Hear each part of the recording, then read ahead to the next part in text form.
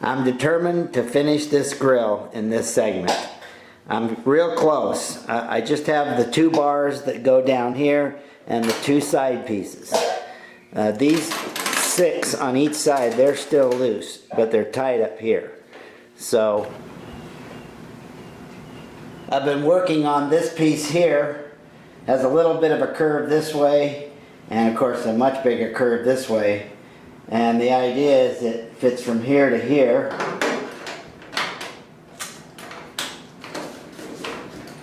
So that's fitting pretty good. Turns the corner, dies in right here.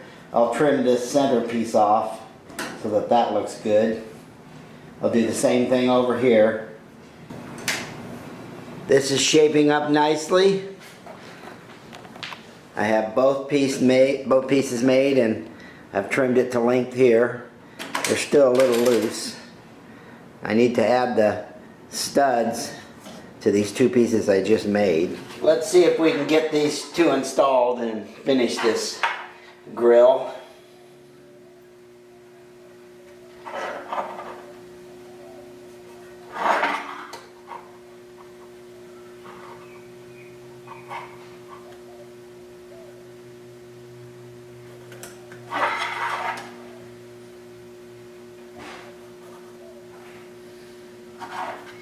I think 4 studs for each one will be all right.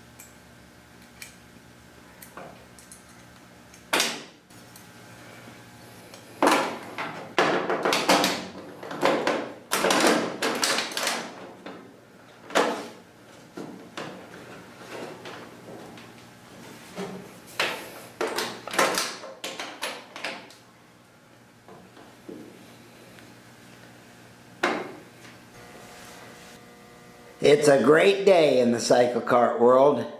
After 2 or 3 months of messing with it, I finally finished the grill. Everything's on there and tight. The mock-up work is done. Eventually, when I paint the car, I'll remove it and give everything a light polish and put her back together. Okay, so I can check that one off the list. Now that the grill is finished, I decided to clean up the garage. Moved all the equipment out, back to where it normally would be located. So I thought we would go over the list of things to do. Let's see how that's coming along. So here's the list. Let's check off the grill and the intake and exhaust. I'm not sure if I'm going to do the roll bar or not. Got the dash and paint and decals, engine steering wheel, get rid of that one. Alright, so I upgraded the list here. The engine work, the gauges for the dash, I haven't quite figured that one out yet. Paint, I'm still working on colors. I have an idea on the decals, I'll show you those later. I need to install the headlights, actually physically install them so they're nice and tight.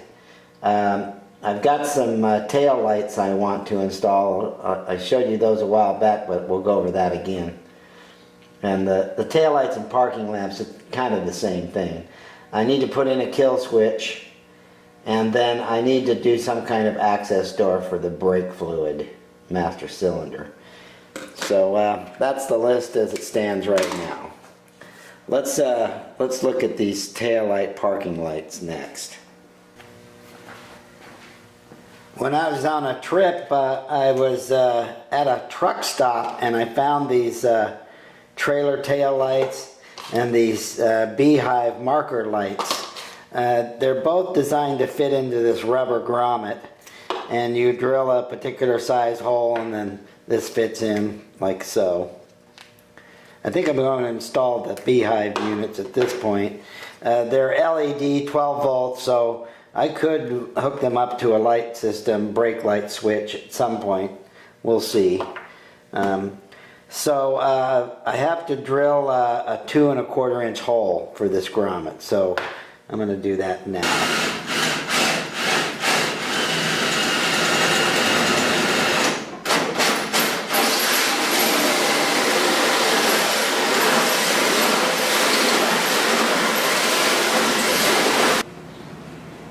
I took the bed off to facilitate the final installation of the tail lights. Turned out pretty good, nice and clean. On the inside I drilled a hole right there and over there for the wire to come through if I so desire to hook them up later. Okay, glad that's done. On to something else. Okay, let's check off parking lamps, tail lamps. I have to go over to the hardware store for a kill switch. I could take the engine off. Maybe I'll go in that direction. Let's see, let me think about it. One of the safety features we like to put on these cycle carts is a kill switch that we install on the outside of the body. Makes it easy if you are ever in an accident, someone could come up and push the button and kill the engine. So you need a momentary on switch, momentary on push button switch. The idea being that when you push this down, if you have it wired correctly, it'll short out the coil, just like the on-off switch on the cowl of the engine. So I have the switch, some solderless connectors, some wire clamps, some wire that I had laying around. So I have to drill a hole in the side of the body to install the switch. So let me show you how to rig this up and what wires to attach it to on the engine. I've decided to install the switch right here on the outside of the bottom. It's within easy reach. So I'll pretty good size hole that I need, 1/2 inch. So I'll start with a smaller one.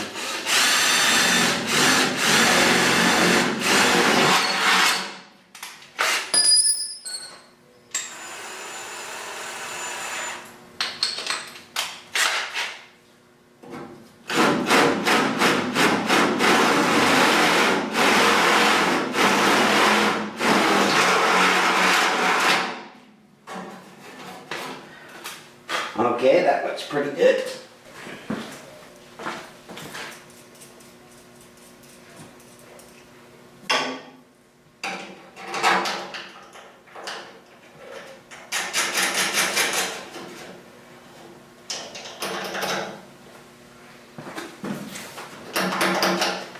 Yeah, that should work out pretty good. Okay. Now to work on the wiring. Okay, I wired it up, and now I'm going to install it in the body here.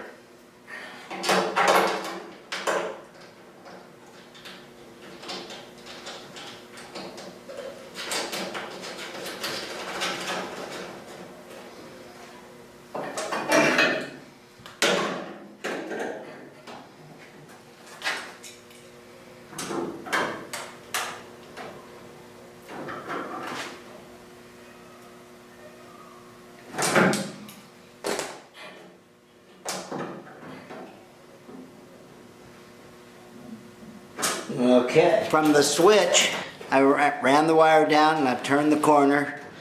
I've added a couple of clamps. I have one more to put in here.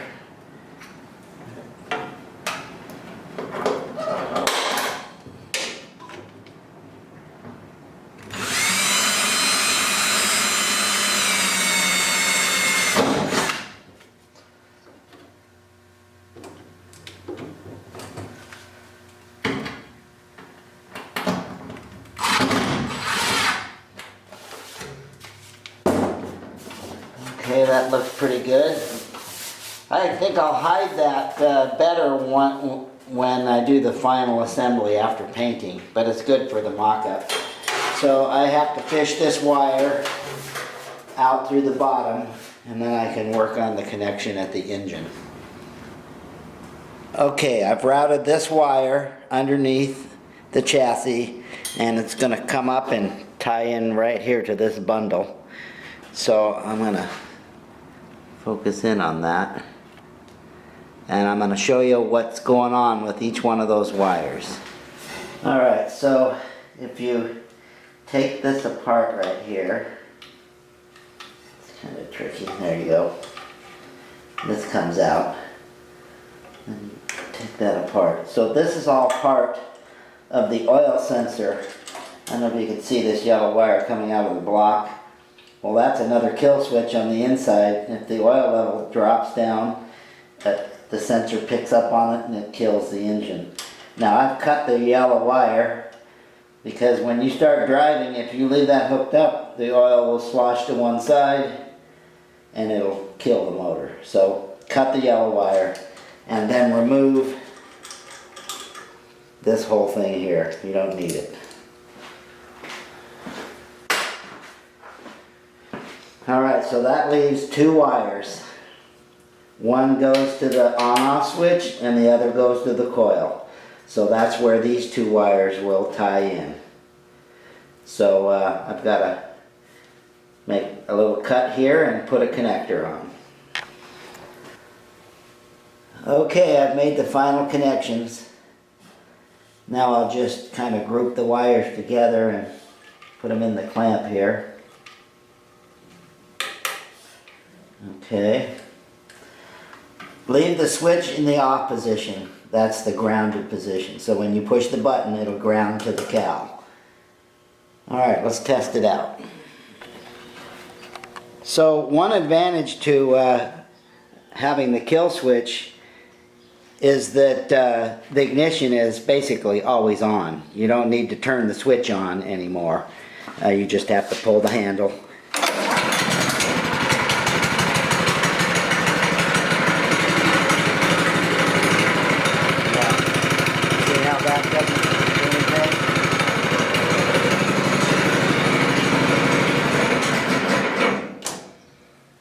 Works like a charm. Alright, I'm glad that one's finished. It didn't take too long.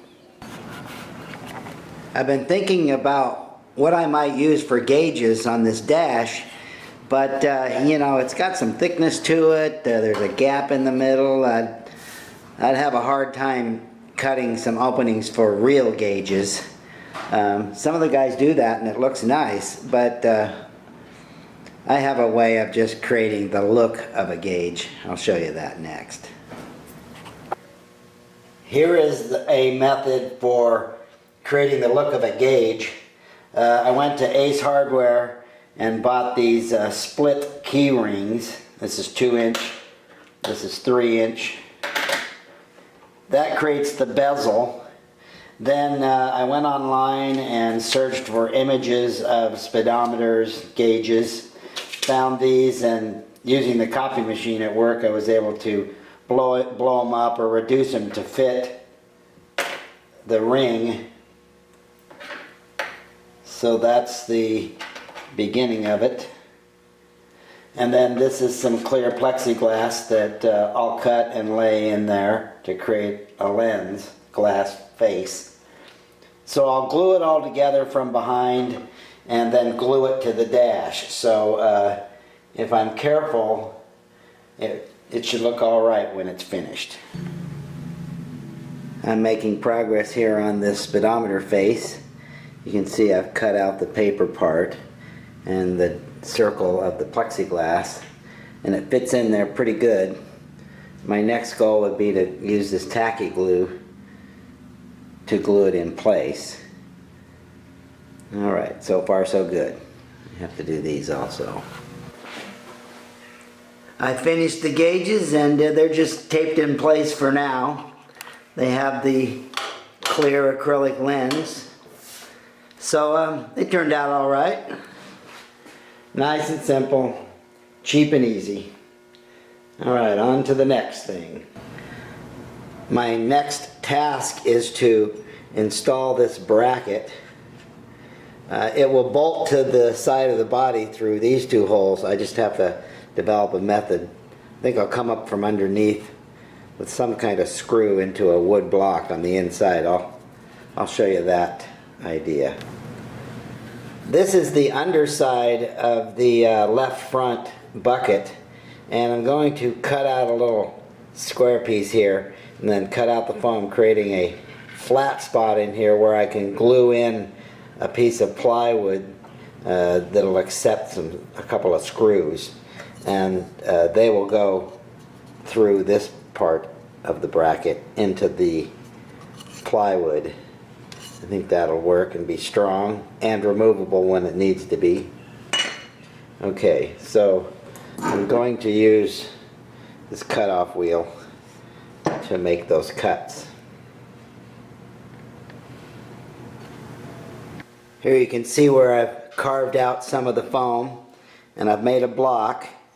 It's not exactly there yet, but you can see where I'm heading with this. I want this flush with this. Then the bracket will lay right there, and you can see how I could reach in with some screws and attach it. Of course, this won't be seen from the underside. Won't be able to see the opening, so I think that'll work. Alright, a little bit more removing the foam, and then I'll use the two-part epoxy to glue it in there, because the epoxy will not eat the foam, and it'll secure this block real well. Alright, moving on. So this is what it looks like from the top. Then if you flip it over and I remove the bracket, you can see where I've glued in a piece of 1/2-inch thick plywood. I have a bunch of epoxy in there around the foam, and it's in there nice and solid. So now I can drill a couple of holes, mark and pilot drill it, and then I can run a couple of screws in there. That'll all come in from the underside. Alright, I think that's going to work. Here you can see where I've run the screws into the plywood in there. And it's nice and stout. Alright, almost done here. Got to clean it up a little bit in here, I think. I decided to scuff them up a little bit and shoot them with some white paint again, just freshen them up, and in the process kind of getting some paint into the recessed areas. So this is Rust-Oleum. It takes a little while to dry, so tomorrow morning we'll do the final installation. I'm on the last leg of getting these headlight buckets installed. You can see here where the brackets are finished, and I added a little bit of balsa wood in the recess here. I think that looks cleaner. I'd say I'm happy with the way the headlight installation turned out. Looks good. And they're on there nice and solid. Once I reinstall this hood, I won't be able to reach the master cylinder to add fluid. So I think what I'm going to do is use this large hole saw that I have and cut a circular hole right here. It's just big enough I can reach in and add fluid. Then I'll make a cover plate that'll screw in place. I don't think that'll take too long to make, and it'll solve that one issue of getting to the master cylinder. Here I've cut the opening and get my hand in there to the top of the master cylinder. So now maybe I'll just do a simple square plate, 4 screws. See what I can come up with. Maybe a round one. Okay, so let's install this plate here.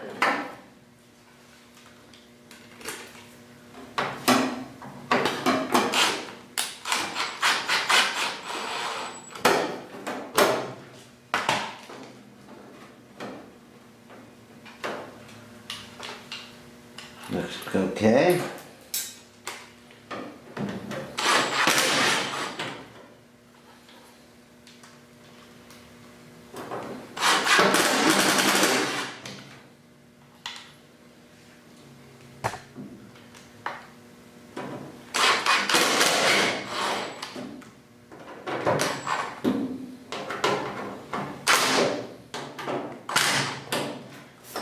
All right.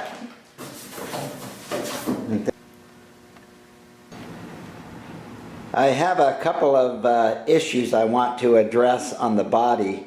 One is to clean up these openings. I'm making a little cover plate. First I just put masking tape around the openings, and then I was able to draw some basic lines. Then I peeled the masking tape off and transferred it, and now I'm making a second pattern that's a little bit cleaner. I'll cut this out and transfer it to 40 thousandths aluminum. That's the same thickness as this side material, and then I can screw those in place. I also need to trim out this opening down here. Here is the refined version of the pattern. I think it looks pretty good. Alright, let's make it out of metal now. To cut these openings, I'm going to use a router with a trim bit on it. That bearing will ride inside this plywood cutout here. So I'm using an oversized piece of aluminum. I'll just drop it down over here and screw it in place, and then I'll cut out the openings, and then I'll cut it to shape on the outside. I made the cutouts, went pretty good. So I'll trace around this, cut it out, and I'll have my part.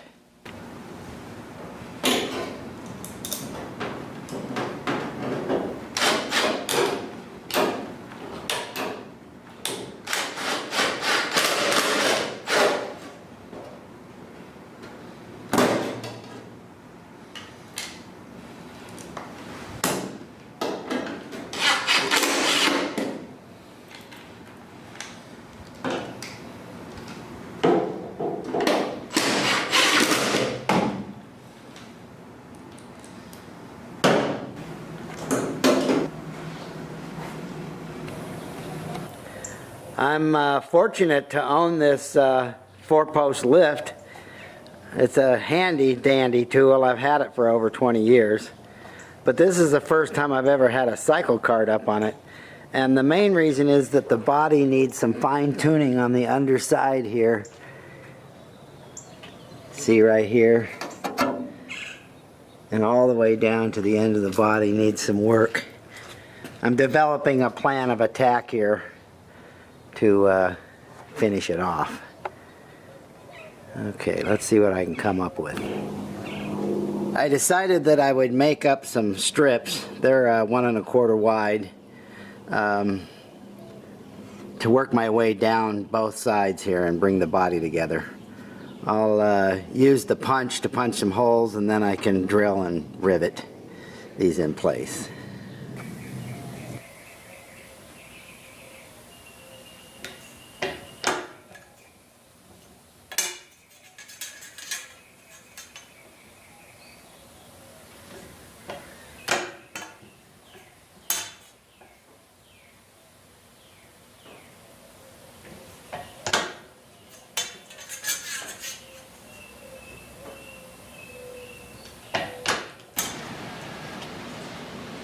I finished installing the 2 strips, so I'm happy with that. I think I can call it finished on the bottom here. I have the car back here in the garage now, and I'm almost finished with the body. Really close. So I have 2 covers to make, one for each side for the radius rod, and here you can see the pattern that I've made. So I'm ready to transfer it to metal. That was a challenging little piece to make. I may have to trim it a little bit once I start driving and see if I have enough room for clearance, but it looks all right. So if we check the list, the gauges are done. The headlight, tail lights, kill switch, access to the brake fluid. Okay, moving right along. Now that I've finished the body, let's take it for a little test drive.